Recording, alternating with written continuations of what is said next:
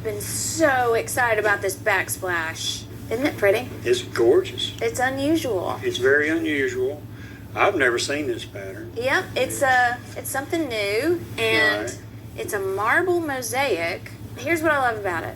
This color on the lower cabinets, but white on the upper cabinets, and then this feels sort of like the connective tissue. It's got a very small grout line, if you've noticed. Uh-huh. I mean, very small. I love that because I don't want anything that'll take away from the pattern. It reminds me, like, once you see two pieces together, it kind of reminds me of a patchwork quilt. Kind of reminds me of tic-tac-toe. Uh-huh.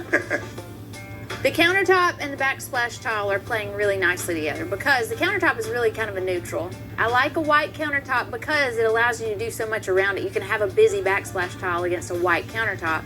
It's all talking. So you could even say they're all sinks. I just have chills right now. I love all the colors All and of it. everything is just so bright and fresh. This is exactly what they would want. It's Yeah. exactly what I want.